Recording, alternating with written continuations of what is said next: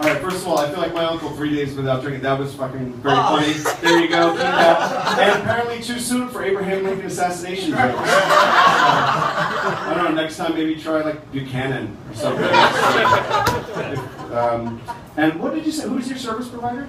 You don't have to spell it. You know what Attude is. Right.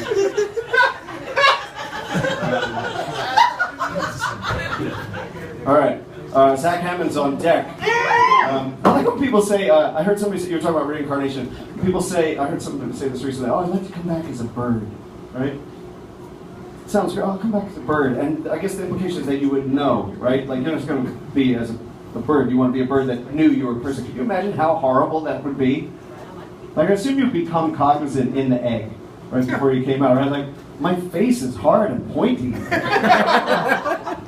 And then your mom would feed. You know how they feed? You know, forget it.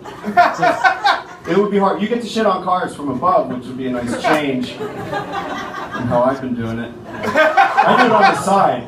All right, let's keep going. Let's see, Zach Hammond's on deck right now. A man who did not answer the question, Michael Larios. Come on up.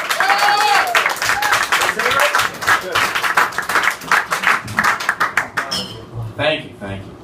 So I've been dating this girl for about 7 months, and things are going really well.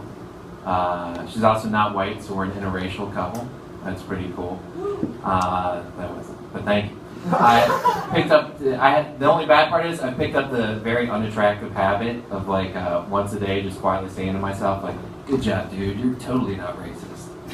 Which is kind of gross. Like, I'm really like patting myself on the back for being so enlightened that I'm dating someone outside of the master race. And it's not like I never tell her this, but like every time she's telling like a long story about her day at work, like in my head I'm giving myself the NAACP Image Award. Thank you. God knows it hasn't always been easy.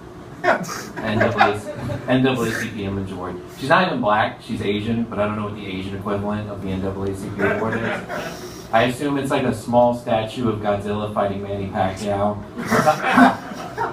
And they're punching each other at like the same time, like at the end of Rocky 3, so you don't know who wins. It's not to offend anybody.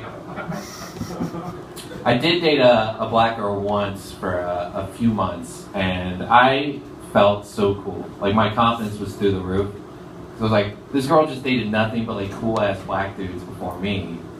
So like, in my head, like her list of like ex-boyfriends, like a pyramid of coolness. It was like rappers, NBA stars, Omar from The Wire, and then like me at the very top. And then one day I got bored and I was going through her Facebook profile and I saw a bunch of old photos of her with exes. And you imagine my like shock and dismay when it's just nothing but a conga line of goober-ass white guys. I should say other goober-ass white guys, because apparently I'm in that mix. And it was like all kinds of them. It was like dudes still wearing Heelys, guys ironically trick-or-treating, some dude in a wizard hat, a guy that's way too pumped to meet Screech from Saved by the Bell. Alright, the last one might be me. There were so many of them that, like, if there was like a terrorist attack at like a Doctor Who parade, this girl would have had to take off work for 2 months to make it to all the funerals. The amount of like post-sex I used to get picked on in high school monologues she probably listened to, it's just insane. Like, I wasn't very popular in school. But that stuff sticks with you. That was a great segue, wasn't it? That stuff sticks with you though, like getting picked on in school. I know a big problem now is the gay kids getting picked on in school. And I don't remember it ever happening when I was in school, like ever seeing it once. And I don't know if that's because it wasn't happening in my school, or if it's one of those scenarios where if you don't remember who the gay kid getting picked on in school was, it was probably you. Like, I don't remember any gay kids getting picked on in school. I did spend a lot of time getting my head dunked into a toilet being called Princess Rainbow Tits, so I may have missed it. Perhaps it was when they were outside playing their barbarian sports. It's tough as a guy to know when it's okay to act manly. Because when you act manly and the situation doesn't call for it, then you can be a source of ridicule or ostracized. Like, I donated blood a couple weeks ago. And for free, just to do a good deed. And it's usually how I donate sperm too. And I was done donating, and the nurse was coming over to like bandage me, and she just had this roll of pink bandages. And I said, hey, no big deal, but if you have any other color besides pink, that'd be great. She was like, big eye roll, sigh. Sir, I don't think anyone's going to think you're gay just because you have a pink bandage around your arm. And with this tone, like she wanted to add, you giant homophobe at the end of it. Same thing happens at the DMV. I'm 6'4", but my license says I'm 6 foot.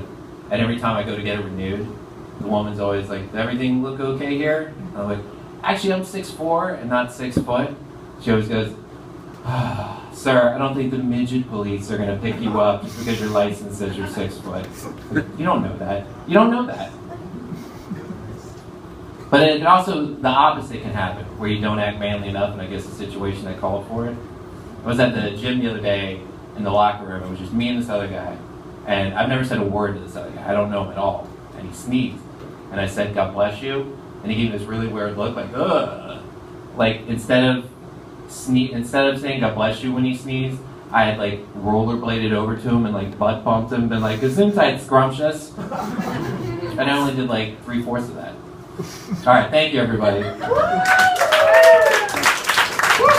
job, Michael. Michael Larios, give it up.